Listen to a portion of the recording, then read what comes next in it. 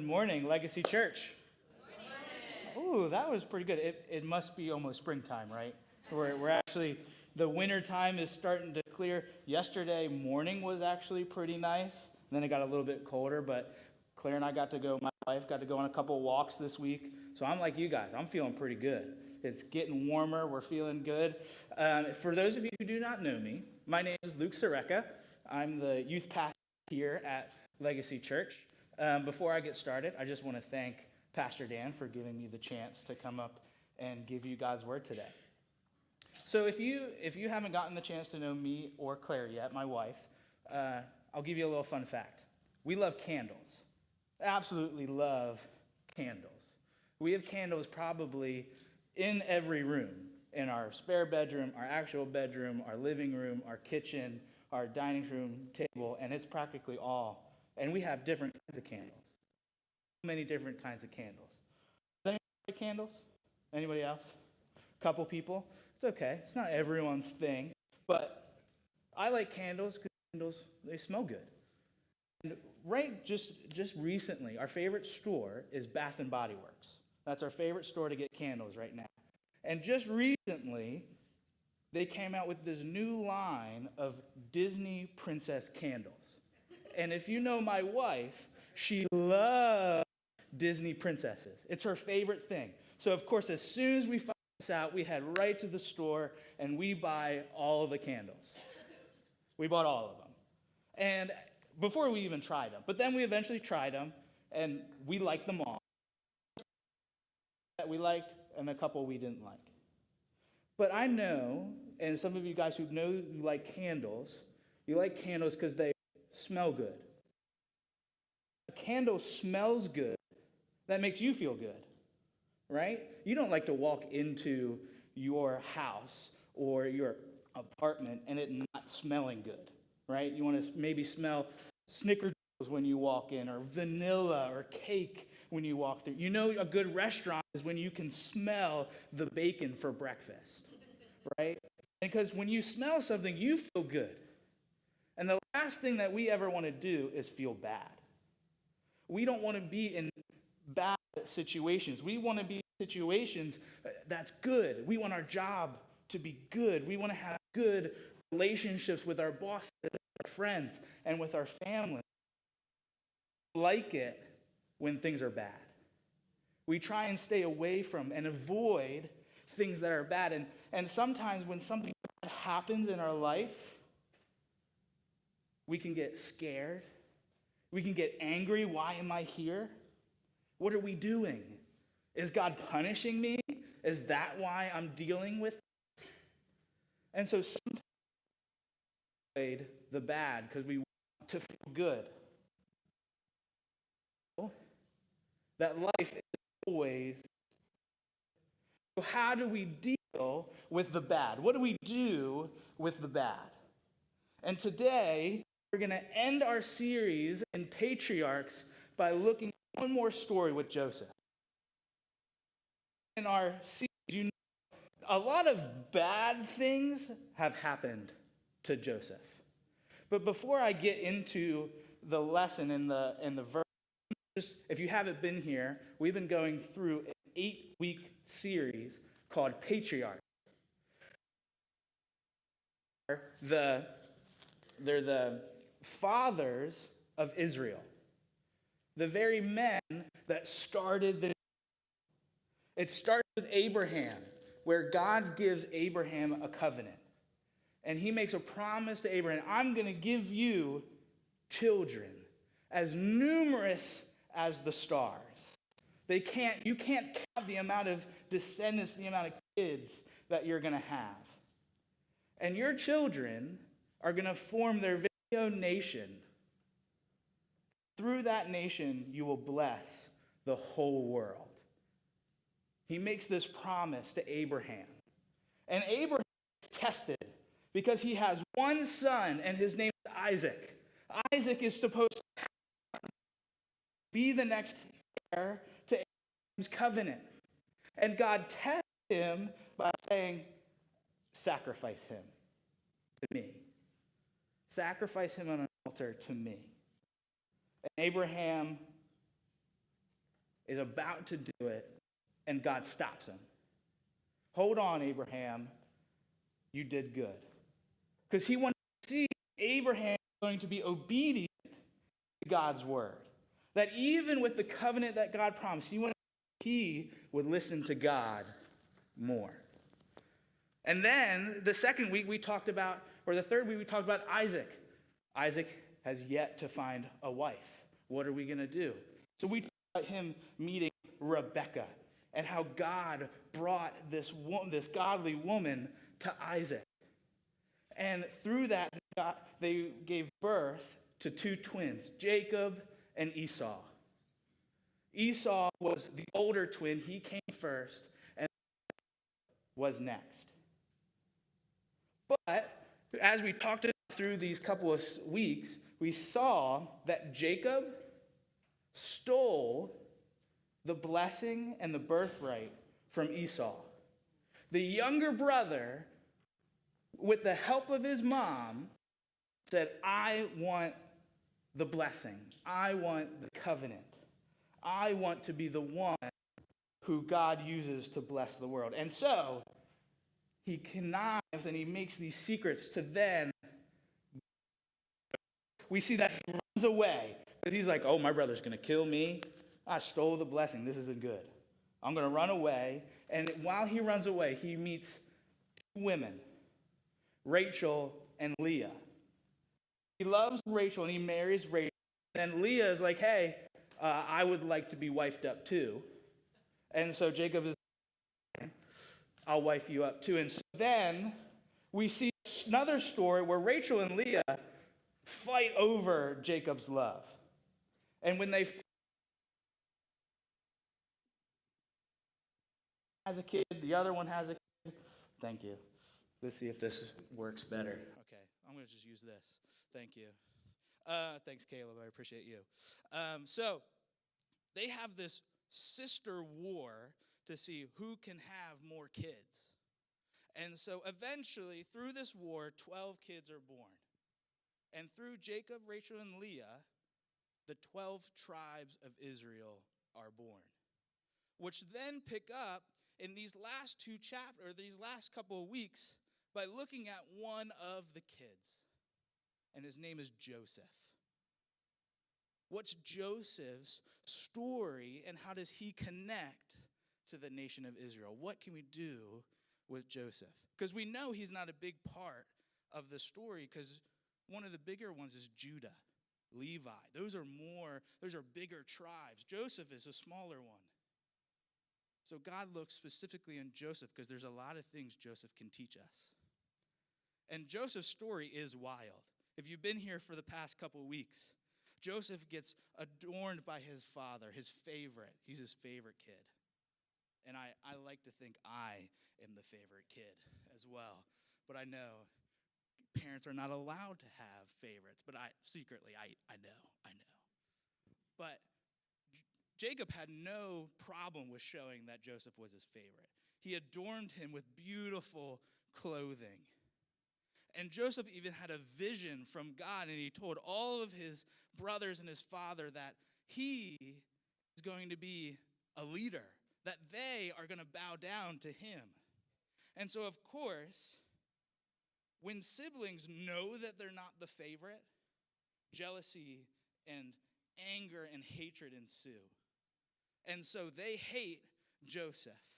So they all conspire together and say, let's get rid of him. And so when Joseph meets them, and while they're out in the fields, they kidnap Joseph and sell him into slavery. And then tell their father Jacob that he died. And so Joseph gets sold into slavery, and he gets sold to this man named Potiphar in Egypt. And Potiphar was a governor of sort and was in charge of a lot of land in Egypt. And so he becomes a servant. And of course, Joseph is probably not liking that he's a slave.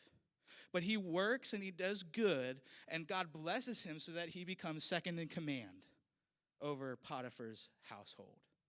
But sadly, the story doesn't end there. Potiphar's wife takes a fancy to Joseph and tries to commit adultery with him. But Joseph says, no, I am true to my God, and this is not okay.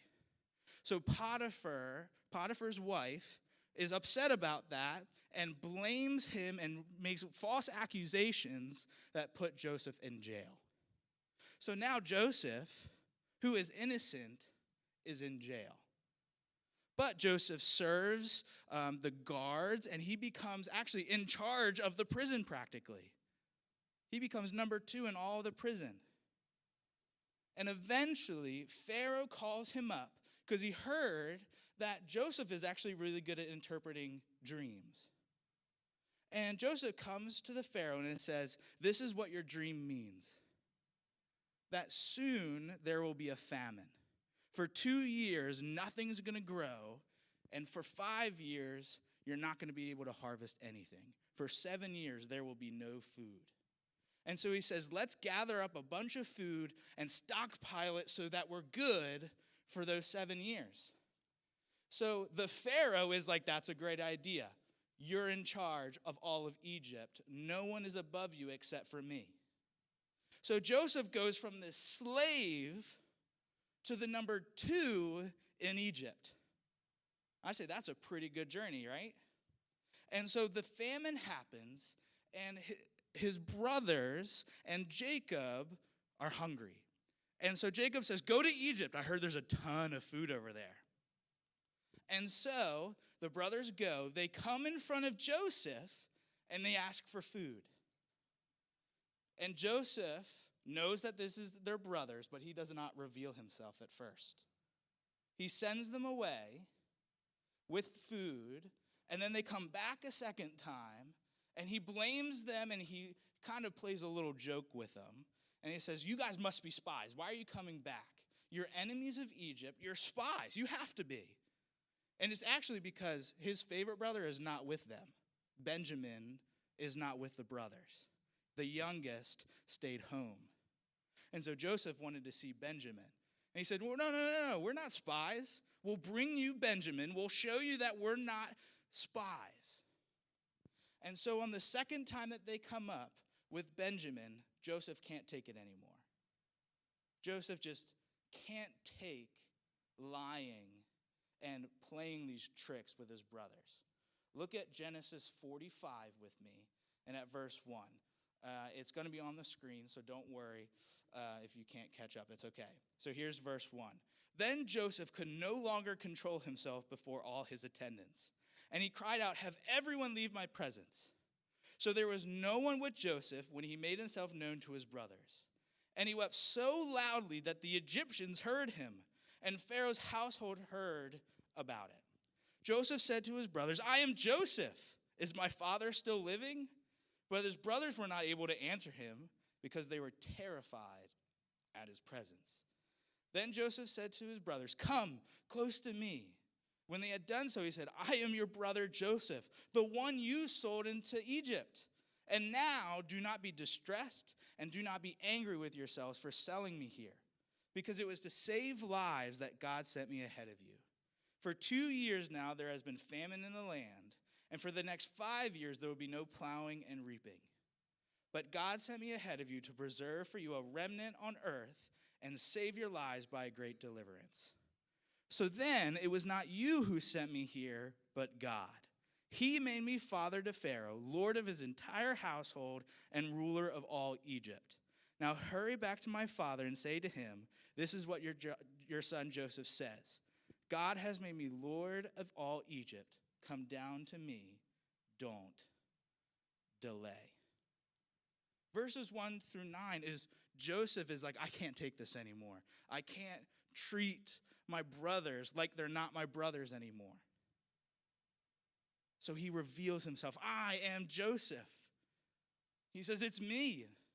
The one you sold into slavery. That's me. And he was so distraught over hiding this from his brothers that he cries. Does anyone else cry at all? None of you cry? No, you guys are all good. But sometimes I bet this is what you do. This is exactly right. We don't like to tell people we cry. And when we're about to cry, we stuff our face into a pillow so that our cries are muffled, so no one hears us crying. But Joseph can't. He just can't do that. He just lets it loose in front of his brothers, in front of his servants, and he just cries and wails so loudly that the Pharaoh finds out. So Joseph is just crying. He can't take it anymore. He's crying out loud, not muffled. And the next thing he says is, guys, don't be angry with yourselves. Don't be silent. Because my guess, if you're going to look at it from the perspective of the brothers, they're like, oh, crap. We sold this guy into slavery. And then now he's second in command of all of Egypt, one of the most powerful nations in all of the world right now. What's he going to do? We messed up. And but Joseph says, don't worry. Everything's okay. Is my dad still alive? That's his first question. Is my dad still alive? Is my dad alive? And then he says, if he is, bring him to me. I want him to live with me in Egypt. He says, I want you guys to live with me in Egypt. Look at verse 10 to 15. Look at how Joseph says and gets his brothers to come to him and bring his dad. You shall live in the region of Goshen and be near to me. Your children and your grandchildren, your flocks and herds, and all that you have, I will provide you there, because 5 years of famine are still to come. Otherwise, you and your household and all who belong to you will become destitute. You can see for yourselves, and so can my brother Benjamin, that it is really I who am speaking to you. Tell my father about all the honor according to me in Egypt, and about everything you've seen, and bring my father down here quickly. Then he threw his arms around his brother Benjamin and wept. And Benjamin embraced him, weeping, and he kissed all his brothers and wept over them. Afterward, his brothers talked with him. Joseph says, I want my dad to come live with me. But my brothers, I want you to come live with me. That's crazy. Joseph says to his brothers who sold him into slavery, who started all the bad things that happened into his life, to say, come live with me. Not only are you going to live with me, you're going to live in this city called Goshen. Goshen is probably one of the best pieces of land in all of Egypt. It has beautiful grass, clean water. It is perfect for your sheep. Because Jacob and his family were shepherds. That was their job. And so they had the perfect real estate for their job. I'm going to give you the best land. And also, it's separate from the population of Egypt. No one else lives there right now.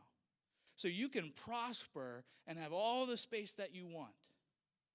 Joseph says, to you, my brothers who have sold me into Egypt, I'm going to give you the best. And I don't know about you, I'm already thinking, there's no way I would have done that.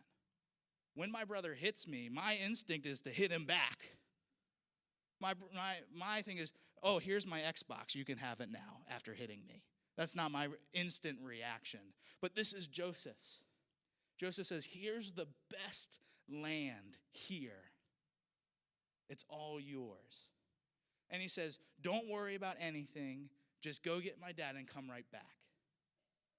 And Pharaoh, in fact, hears about this. He hears that his brothers have finally come to Joseph and that they're talking and they're hanging out with one another. Joseph has been gone for 20 years. So, of course, Joseph wants to catch up. He wants to hang out with them, eat dinner with them. And so Pharaoh says, I support Joseph all the way. I'd rather him not leave me, my number two, so let's bring his family over.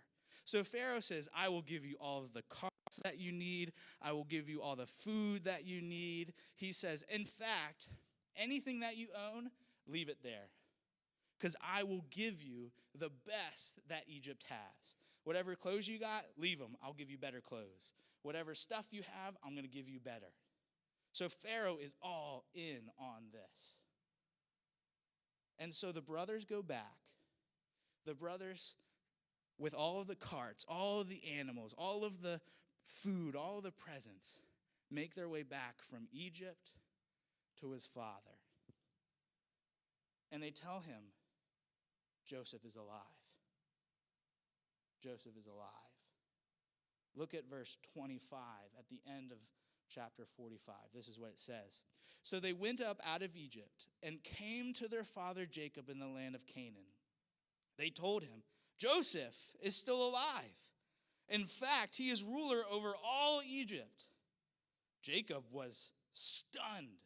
He did not believe them. But when they told him everything Joseph had sent to them, and when he saw the carts Joseph had sent to carry him back, the spirit of their father Jacob revived. And Israel said, I'm convinced my son Joseph is still alive. I will go and see him before I die. So they come back and they say, Joseph is alive. And Jacob, who is a liar, who has lied to his family members before, was just told by his 11 other sons that Joseph had died, is like, no, there is no way. For 20 years, Jacob has been grieving his son's death. So do you think in this grief that he's going to believe his sons? No. He's like, why are you telling me this? You must be trying to play a prank on me. But then his sons tell him all the whole story, and say, look outside. Look at all these carts. Look at all this stuff that Egypt has given us. It's Joseph. He wants us to come live with him. And so when he finally hears the story, when Jacob finally believes them, his soul, his heart is revived. His spirit is revived. His favorite son is back from the dead. That there's all these gifts and that he wants him to go live in Egypt. Wow. He's so happy. And so Jacob, right before he dies, he gets to go see his son for the very last time. For the very last time. Whenever I read a story in the Bible, it's sometimes very hard to see what's the lesson here. Because it's not as easy as Philippians or some other thing or even the Beatitudes where Jesus is like, blessed as though, oh, okay, I'm blessed if I do this. Sometimes that's very straightforward. But a lot of the stories can be very confusing. Like, what in the world am I supposed to know? What is God trying to tell me in this story? And thankfully, this one isn't like those stories. The lesson of Joseph is in verse 8 of chapter 45. Let's read and go back to verse 8 to see what it is. So then, this is Joseph talking, it was not you who sent me here, but God. He made me father to Pharaoh, lord of his entire household and ruler of all Egypt. He said, it was not you who sent me, but it was God. It was not your fault that I'm here. It's God. And he said, it's because of God's plan that I was here. He brought me here so that I could save not just your life, but everyone's life around the world by hearing this dream and finding out to hoard food to serve it later. If Joseph was never sold into slavery, if he was never brought to Potiphar's house, if he was never falsely accused and put in a prison, he would have never heard the dream of Pharaoh and then given the interpretation. The famine would have happened and nothing would have been done about it. All these people would have died. but God had a plan in mind and chose Joseph to save the world, to save his brothers from starvation.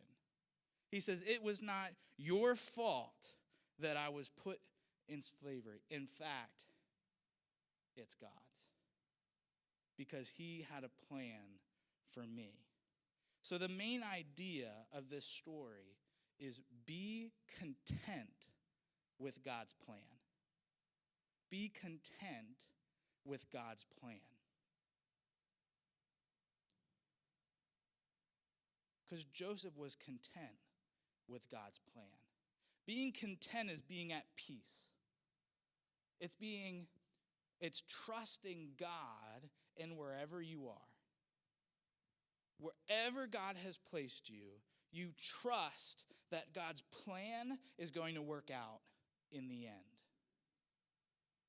It's knowing that where you are isn't the end of your story, that there's something that comes later, that maybe God has something good for you. And we see that realization in verse 8, where Joseph was content because he knew he was okay with his brothers there because he knew that it was all part of God's plan.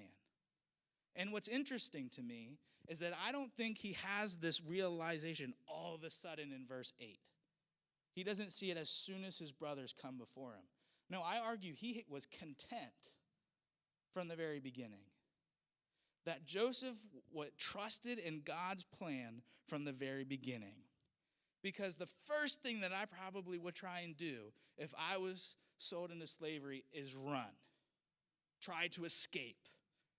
Go find my dad. There's no way that my brothers did this. I shouldn't be in slavery. I got to get out. I got to run. But he doesn't. Not once does he try to leave. He stays. And not only does he not mope around, he actually works hard. And he works so hard that he becomes the second in charge of the entire household. He was content with God's plan because he knew it was going to turn out okay. That even though he was sold into slavery, it's not the end. And in fact, God tested him with Potiphar's wife, and he said, I'm going to stay faithful to God. And because Joseph stayed faithful to God, he was thrown into prison. If I was thrown into prison and I was completely innocent, I've watched Shawshank Redemption, I'd try it. I'd give it a try. That's my first thought. I shouldn't be here. I need to escape. Joseph never tried to escape one time. He never tried to leave prison one time. In fact, he loved his guard. He talked with his guard. The fact that they became best friends and that he became in charge of the prison alongside the guard. He worked hard there, did not try to leave. And then Joseph becomes number 2 in all of Egypt. He's the second most powerful man in the whole world. And so he brings all the food in, and Joseph never says, all right, Pharaoh, I've done my job. Can I go home now? I've done everything I can for you. Can I go home now? He never asked to go home. Instead, he stays right where he's at and works hard for Pharaoh. Joseph is content with where he is no matter what. No matter where he was content with God's plan. That he trusted that God didn't leave him, didn't forsake him, that there was something to come later. And not only does Joseph believe that, but Paul himself in the New Testament believes it. In Philippians 4:11-13, Paul says, I am not saying this because I am in need, for I've learned to be content whatever the circumstances. I know what it is to be in need, and I know what it is to have plenty. I have learned the secret of being content in every situation, whether well-fed or hungry, whether living in plenty or in want. I can do all of this through him, through God, who gives me strength. Paul, who has gone through a whole lot, shipwrecks, almost stoned to death, rejected all the time, is beaten, bruised, thrown in the jail multiple times, says, I have learned to be content in every circumstance. In every circumstance. And he says, it is only because God has given me strength. It is only because of God that I can be content in everything I do, whether I'm hungry, whether I'm starving, or whether I'm wealthy and well-fed and good. Whether good or bad, I can be content. And I'm not going to stand up here and tell you that this is easy, that being content in hard times is easy.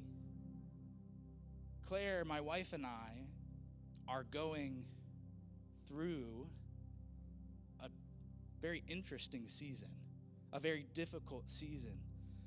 About a year and a half ago, we take Claire to the doctor and we get a couple x-rays, and the x-rays don't look good, and there's something wrong with her chest. Something's going on.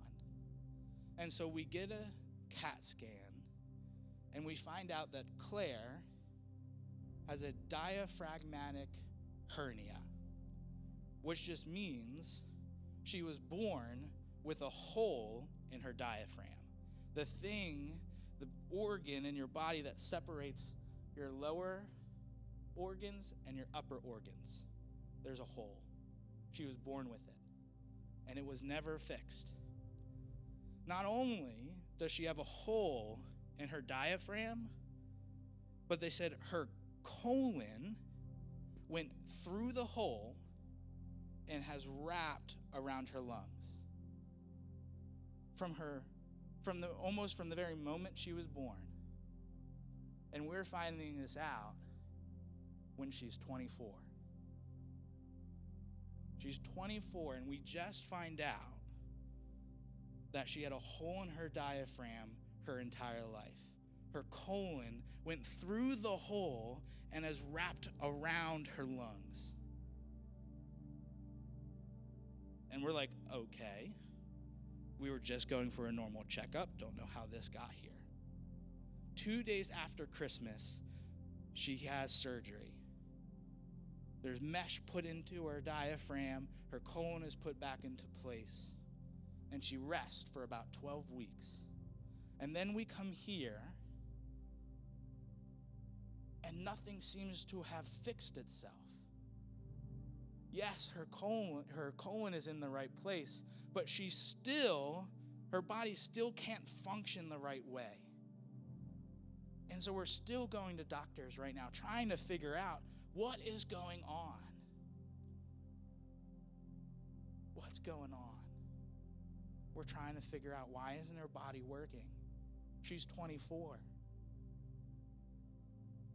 We're like literally the youngest people at the doctor's office by like probably 20 years at least. What is going on?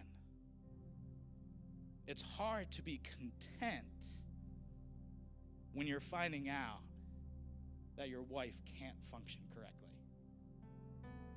It's hard to be content with God's plan when you're going through divorce, or when your family seems to be breaking apart, or you have a rift between your relationships, or something's going wrong at work.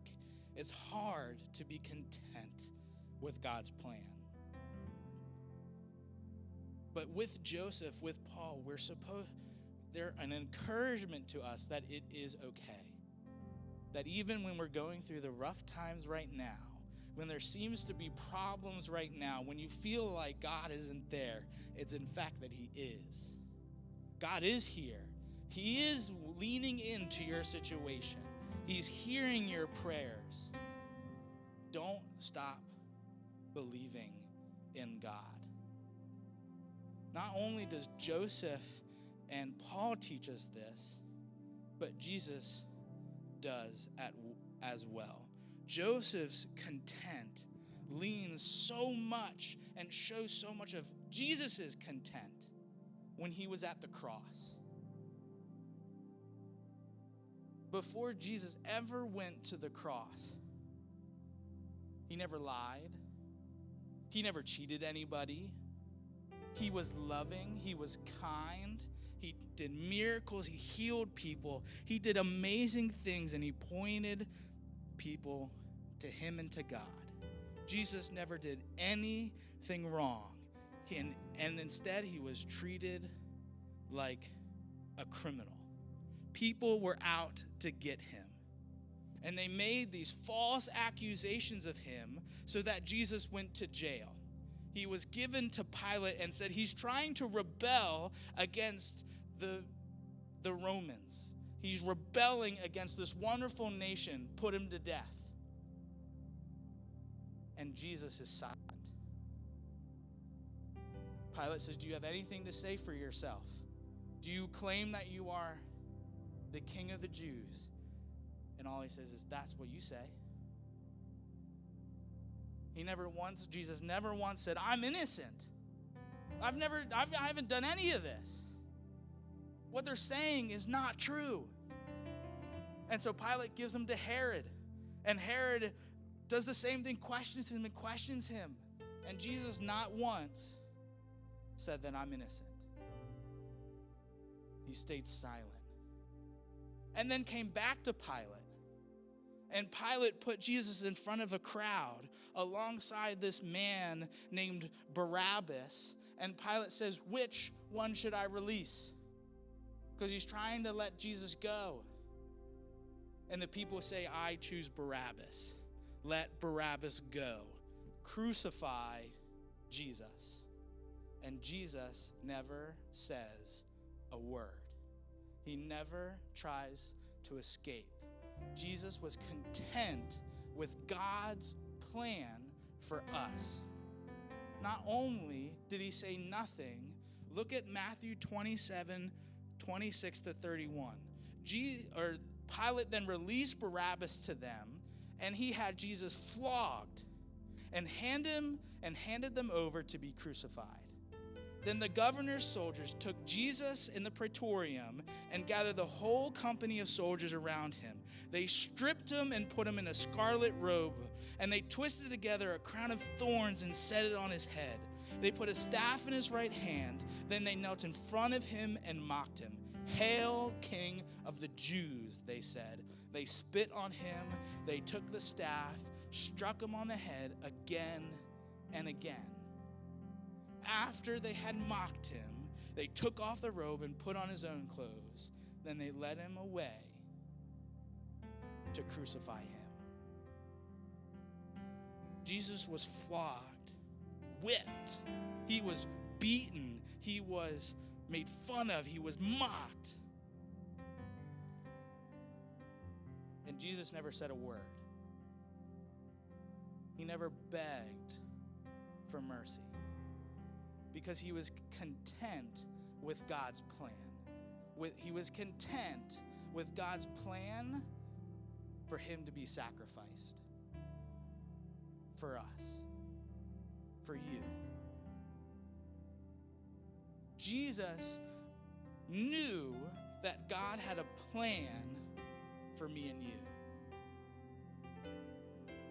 That even through our sin and our mistakes, are always turning away from God, that Jesus knew God wanted to save everybody, to have a relationship with everybody. And God said to Jesus, you have to be the sacrifice. You have to be the one to take the punishment for these people. And Jesus did not complain. He went up on the cross and he died for you and for me. The only person who has ever been forsaken entirely was Jesus on the cross. His last words was, my God, why have you forsaken me? Why have you turned away? And Jesus died for you and for me. And he was content with that. Because that wasn't the end of Jesus' story.